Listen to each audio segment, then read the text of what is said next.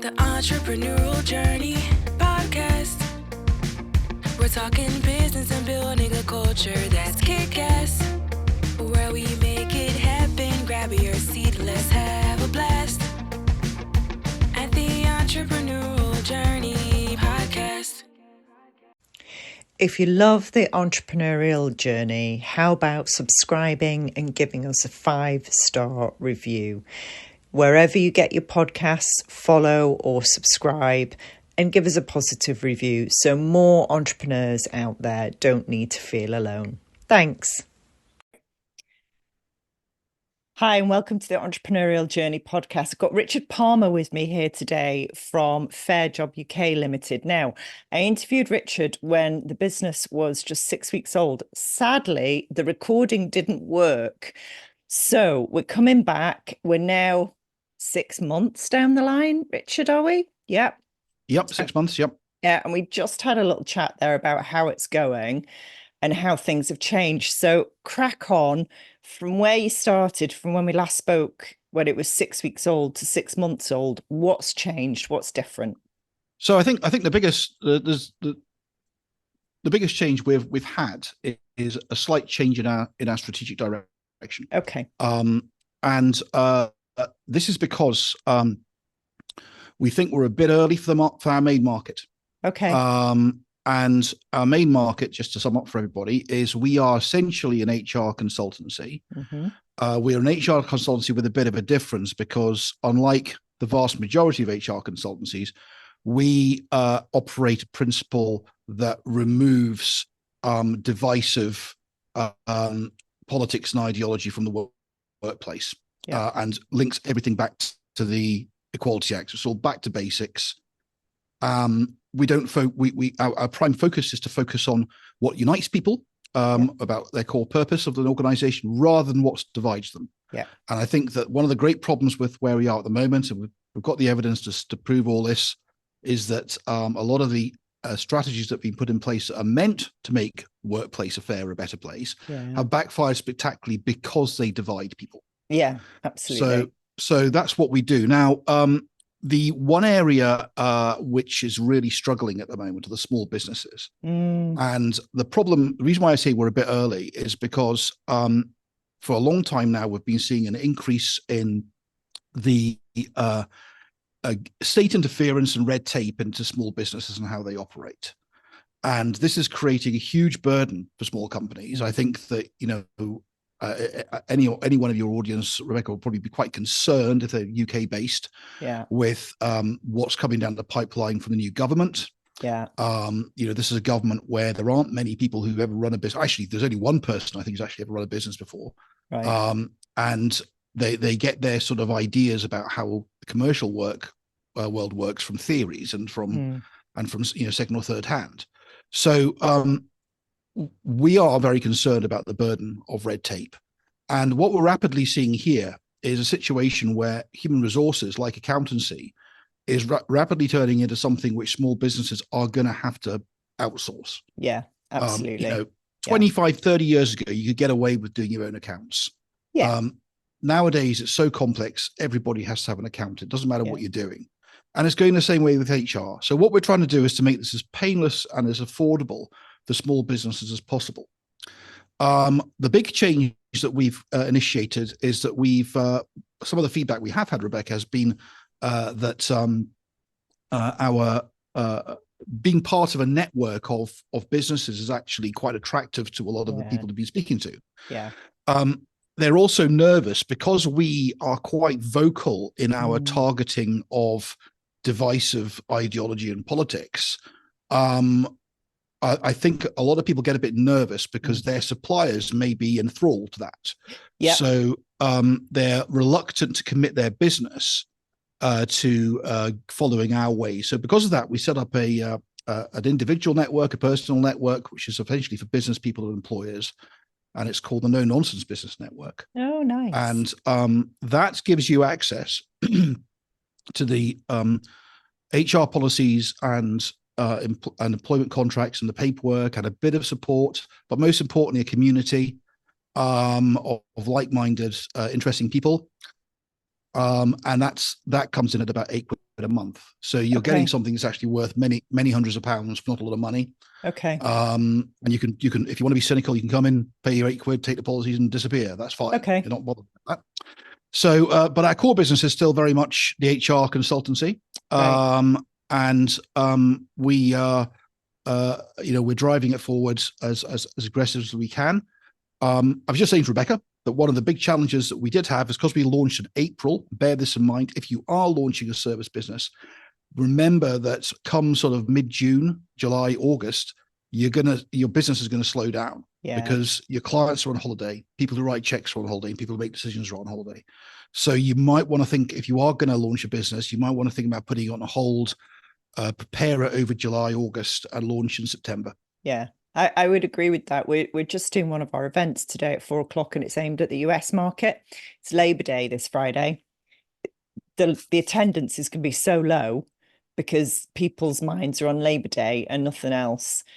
So yeah, you do have to be aware of things like that. And as you've said, over the summer, you've spent time creating content, writing stuff up, laying the groundwork so that you're ready to rock and roll. September to December for us in the service sector has always been the busiest period of time. Always, always, always. Even when I was in recruitment, it was the busiest period of time.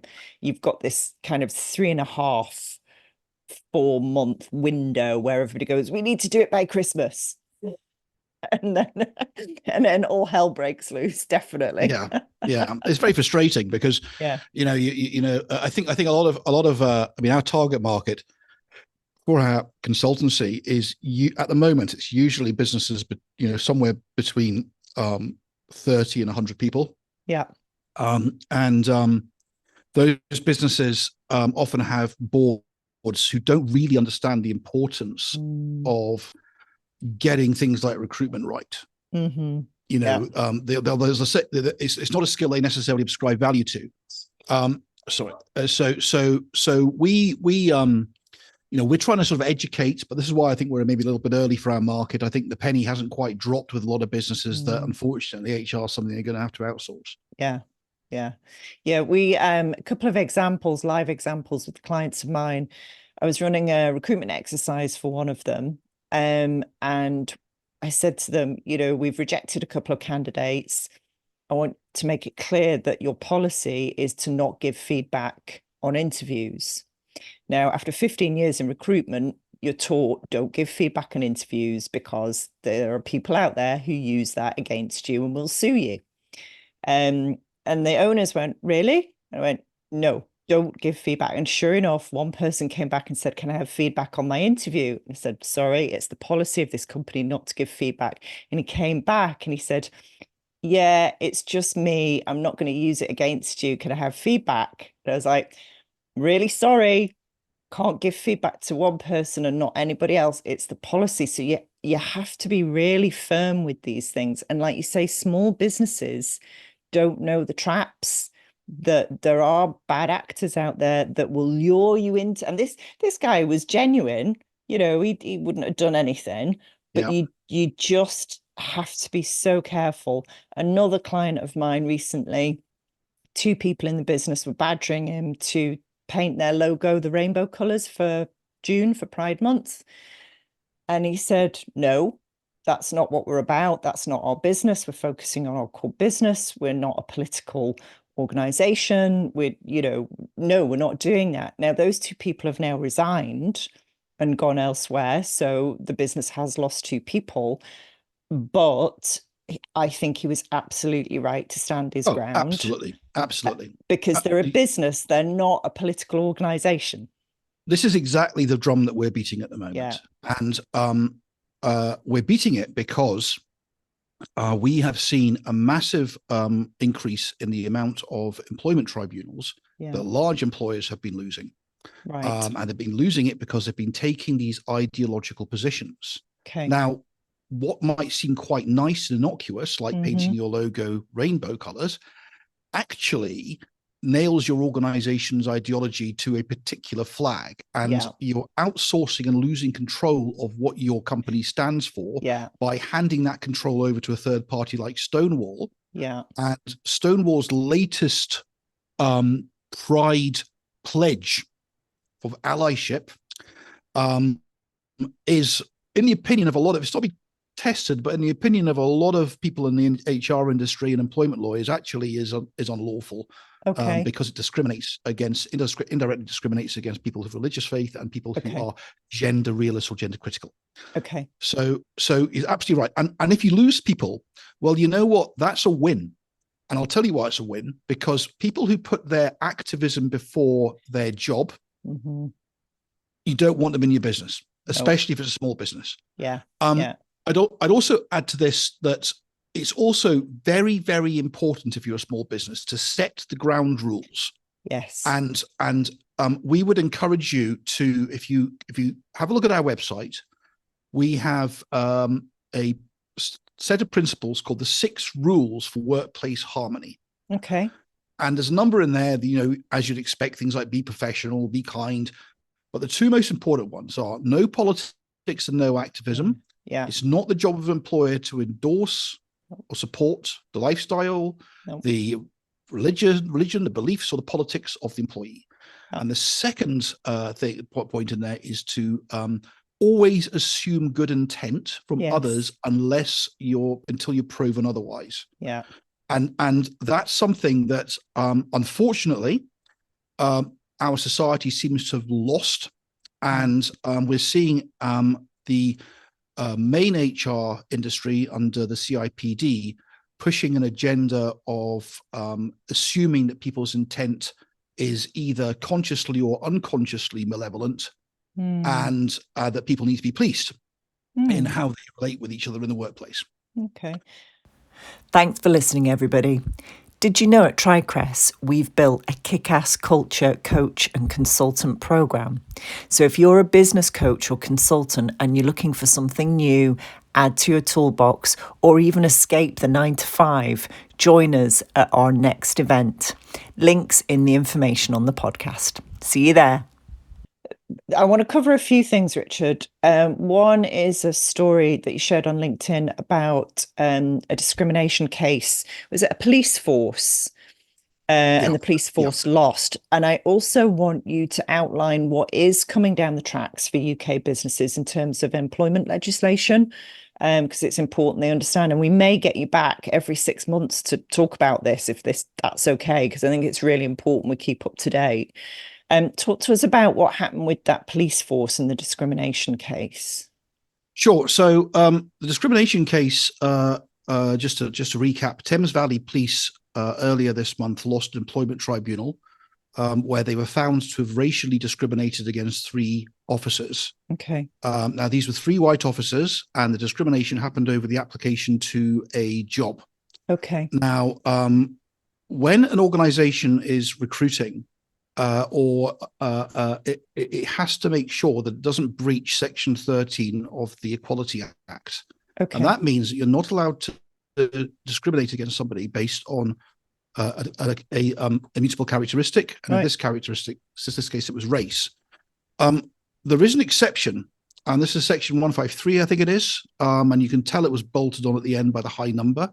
And this allows a degree of proportional encouragement to, nudge people to apply for jobs if they're from a minority group. Okay. Now, what happens is we are seeing time and time again, large employers, especially in the public sector, crossing that line from proportionate action into discrimination. Okay. Now, what's interesting about this particular case is that these 3 very experienced inspectors were applying for a lead inspector role.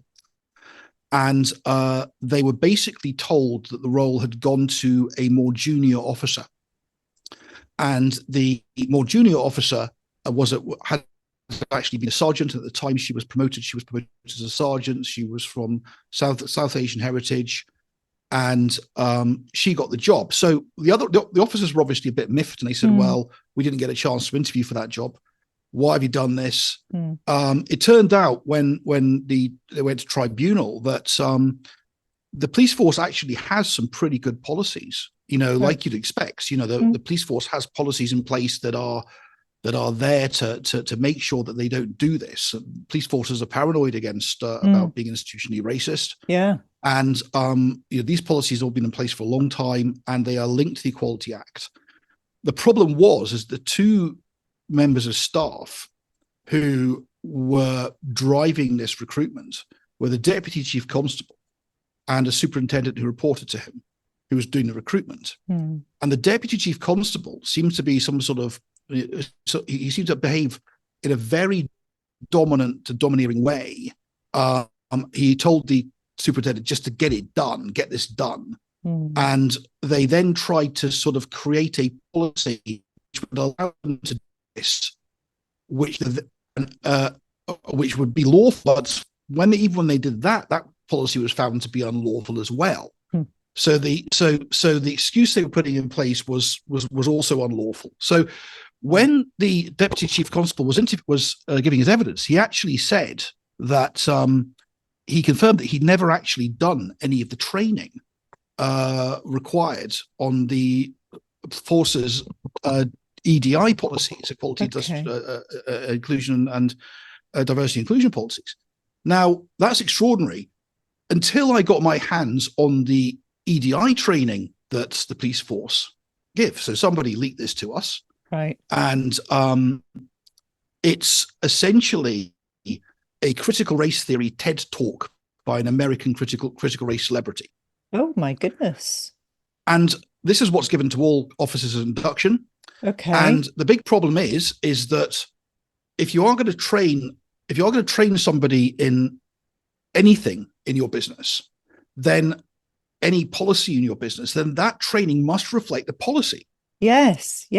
And here it doesn't. You've got the policy, which is very specific about the conduct, and then you've got this sort of, for want of a better word, utter sort of fantasy nonsense based around American racial politics, which is very irrelevant for the UK. And actually, a lot of it's unlawful because it defines racism in an illegal way. And what seems to have happened is that whilst the structures of the force are set up to follow the law, the culture, it seems to be the culture in the senior leadership team that could be described as institutionally racist. Right. As racist against white employees or against majority groups. And because what it's doing is it's ignoring the law to force through their own agenda.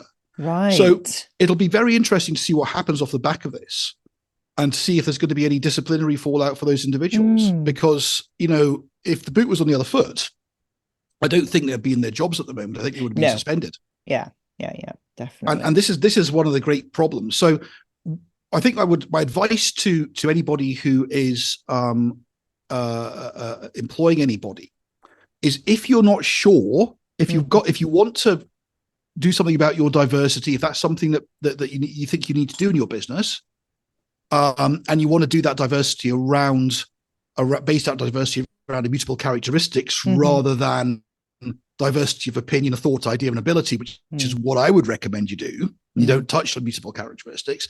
Then check with a professional. Check with someone like Rebecca or with someone like myself, because it's very, very easy to break the law in your advert, and you can get sued. And the thing is, the new employment laws that Labour are putting in, then that suing can happen very early on. Yeah. So tell me about what's coming down the track. Okay. So Labour have been talking about what they've been calling the New Deal for workers for a while now. Yeah. And this has got some big implications for small businesses. Okay. And the most challenging one of these is that they're going to grant full employment rights to people from day one.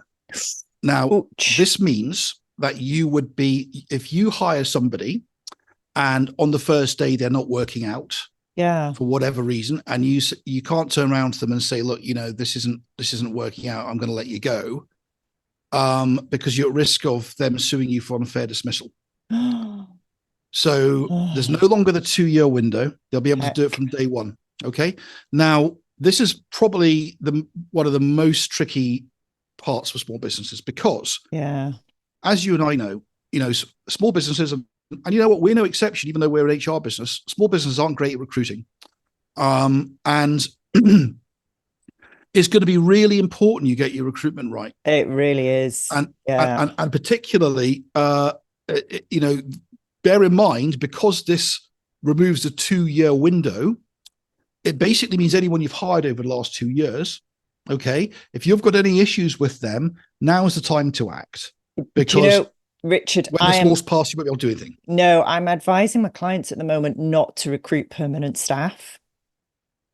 Because I knew there were things coming down the line under this Labour government in the UK. It's going to have the opposite effect, as all these policies do, is that there will be less full-time permanent employment, because employers will be it'll be end up like France, where you can't get rid of people at all. And you end up not being able to recruit. So as a small employer, what's the alternative? Can you do short-term contracts? Can you do freelancers? You can do all those things. Okay. Again, I would, if you are going to take on a freelancer or a short-term contract, I would look at taking them on for a temping agency. Okay. Okay. Whilst there is a cost involved, that cost is vastly mitigated by the risk that's mitigated, and by the fact that that temp is a temping agency's employee. Okay. And also, so it means they handle the payroll and everything else. Right. You've got to be really careful hiring people, because there are all sorts of taxation changes. And the other thing is the law is going to be changing around hiring people on that basis as well. Okay. So there's a few other points that we need to touch on as well. Because you're going to be able to, because employees are going to be able to have full employee rights from day one and be able to sue you. That doesn't mean to say that you can't have probation periods. You can have probation periods. Okay. But this is the thing. You have to be on top of all of the paperwork. Yeah. Now, our anecdotal evidence suggests something like 40% of small businesses don't even have employment contracts. I know. Whenever I come across it, I'm like, will you get your employment contract sorted out and your job description sorted out, please? Because you're opening yourself up to all kinds of nonsense. Yeah, exactly. Definitely. You're opening yourself up to all sorts of problems, and you won't have a leg to stand. No, you won't. No. And I mean, this is, I can't stress this enough. And the thing is that if you are struggling with this, okay, get in touch with us. Yeah. Because we do an off-the-shelf plug and play, 50 quid an employee. There's a contract. There's the policies. You know, job done. Okay. Right. So please get in touch, because you know, if you want, you can do it yourself, and you can have those things for membership fee, for our 7 quid a month membership fee, and do it yourself. But if you need help, then we can do it for you, and we'll do it at you know, costs, basically. Right. But it's really important that you do this, because if you do hire somebody and their probation, they don't make probation, and you fire them, and you haven't got a job description, like Rebecca says, an employment contract in place, an agreed probation goal list, performance management. If you haven't got any of those things, you're not going to be there. And this is why I was saying earlier that we're now in a situation where HR is becoming something that small businesses are going to have to outsource professionals. Yeah. Because what this does is all this red tape, and this is what drives me to distraction about the fact that there's so few business people in that front bench. Government front benches, all this red tape massively moves the commercial advantage to large companies. Yeah, it does. Big corporates have got this nailed. Yeah, because they've got the troops to do all this. Yeah, they do. So you know, we can fight back, and the way we fight back is by small businesses sticking together, helping each other out, making sure, you know, that everyone's aligned, that everyone's got all the right paperwork, showing each other how to do it. And when you need help, call in someone expert. There's a lot of experts out there who are there to help small businesses. So you know, it's not easy to necessarily find us, because unfortunately, with the way Google works, it tends to route you to the CIPD, and they tend to be, if you call them up at the moment, this is the organization who looks after the HR sector, issues all the qualifications. They seem to be more interested in managing microaggressions in corporate workplaces than they are in actually helping small businesses manage their people. Okay. And there seems to be a pretty much universal complaint at the moment about them. So get that right. Now, there's a few other things you got to be wary of. The first thing is that there's a lot of talk at the moment. It's in the paper yesterday. Steve and I did a video on this, which I'll send you the link to, Rebecca, please, because I've not published it yet, but this was done yesterday, and this is looking at an article because Angela Rayner is wanting to bring in something called the Fair Work Agency, which will essentially be a state enforcer. And they will investigate whistleblowing, and they will investigate businesses who aren't compliant with their employee paperwork, aren't compliant with things like wages or with other policies, etc. Now, this will apply apparently to businesses of all sizes. So, in the past we used to have caps on the size of business involved. But you're going to have a situation where you could have one of these inspectors turning up at your hairdressers, turning up at your pub, turning up at your small consultancy, and they will be asking to go through your underwear drawers. Now, we all know that the vast majority of us, I mean, there's the old Stalinist saying, "Show me the crime and I'll show you the man." Or sorry, show me the man, I'll show you the crime. Yeah. And how many of us would survive a revenue audit if they go through absolutely everything without fine? Nobody will, because there's always going to be errors. There's always going to be debates. There's always going to be this. Of course. So there's been a lot of criticism was aimed at the Prime Minister yesterday about this, because, and to be fair to the CIPD, they did step up and they did make the point that this is going to be a burden for law-abiding businesses, and the cowboys are probably not going to get caught anyway. No, so that's the thing, Richard, isn't it? The cowboys will continue to get away with it like they always do. And the normal, decent people who are just trying to employ people in their local community and train people up. I think of, like you say, my hairdresser, my husband's business trains apprentices. You've got 8 to 12 staff. You're running around like a headless chicken.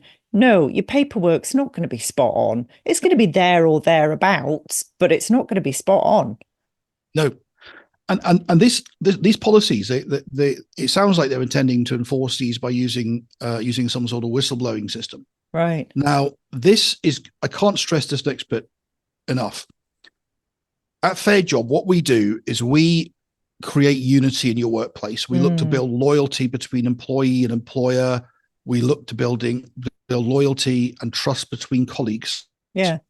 Now, this is really important, and it's really important you don't end up recruiting bad apples. And this is why it's also important that if you have got any bad apples, you look at maybe seeing you can move them on, like the chap with the people who got upset about his LGBT logo. Yeah. And the reason why is because if we're moving to a situation where grievance suddenly becomes the motivating factor of the default engagement, and this is why I'm getting back to my point here about the toxicity of this idea that everybody's a bad actor and need to be policed, versus actually giving people the benefit of the doubt and approaching things with good intent. This is why you need to be implementing these rules that we've developed, because if you don't have very clear rules, if you don't have very clear carrot and stick over what sort of performance we're expecting from our workers in the workplace, then what's going to happen is that those employees are going to, if for whatever reason they start to resent you, if for whatever reason there's a slight they don't like, or they feel that there's some division in the business, and they want to try and get back at you, then there's nothing stopping them calling one of these hotlines, and before you know it, you're going to have these auditors all over you. So the defense for this is, first of all, make sure all your paperwork's up to date. Yeah. Make sure you get your recruitment absolutely spot on. Make sure you flush out and look at bad apples. Start performance managing your staff. But before you do that, you've got to make sure that you know what you're measuring. Yeah. Yes. Yeah. And they've got to be crystal clear on what it is that is expected of them, where the boundaries are, the behaviors that are expected. Yeah. All of that. Yeah. Now, again, we have a full suite of these policies that are all linked to the 6 rules that we have. Brilliant. And an employment contract that's there as well. Yeah. And you can get access to this for £8 a month. Brilliant. It's fantastic. Okay. Yeah. So now, if you need help implementing it, because I understand people are busy, we can implement that. And obviously that's more expensive because we have to come on the site and do all the training and things. But it's this, I can't stress And I'll give you an example of why you need to do this. A lot of big companies have been dabbling in politics and activism over the last 10 years. And it seemed to happen after the election of Donald Trump. Yeah. And one of them in particular was Google. And Google were very vociferous in their reaction to Trump being elected. And they decided they were very open about deciding they were going to try and stop this in the future. Yeah. Now, the problem with this is that what about those employees who are Trump supporters at Google? Yep. And of course, what happened is we then had the BLM situation, and I've done a lot of coverage about the fallout of BLM, of the George Floyd issue in the UK. And that fallout has caused massive problems. It's created a DEI industry that's not fit for purpose. It was put in place as a knee-jerk reaction. And it's actually having the opposite effect of what was intended. And we've got evidence for all this. We've discussed it at length in articles and podcasts. But the thing is, what we do about it, and when you've got a situation where you're a business, it's really important you take neutral positions, because at some point, if you allow your employees to do activism, at some point they'll start activism against something you can't agree with. Absolutely. This is what happened to Google in March. So Google in March, the 50 employees occupied the C-suite in their headquarters in the US.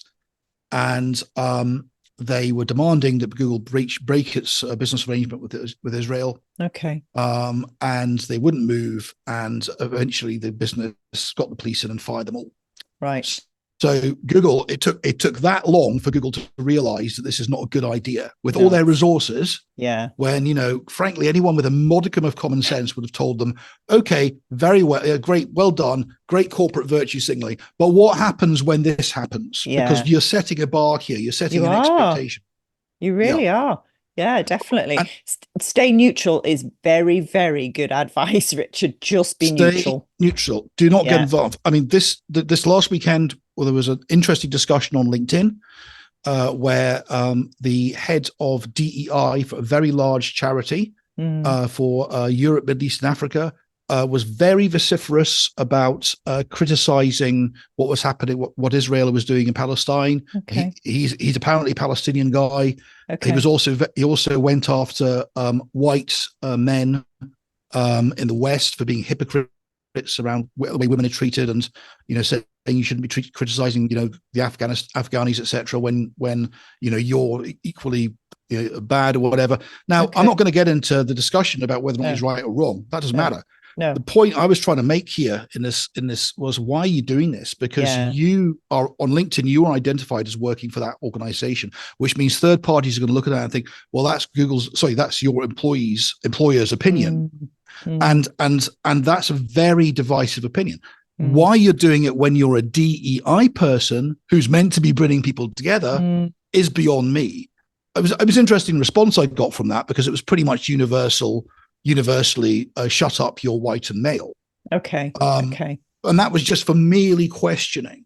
Yeah. Merely questioning whether or not this was a good idea to do this. It wasn't criticizing him. It wasn't presenting my position. It's just a question. Just a question. So I think it's very important to understand, and people understand, that there are an awful lot of activists out there who put their activism above their living. Right. It's become their value system.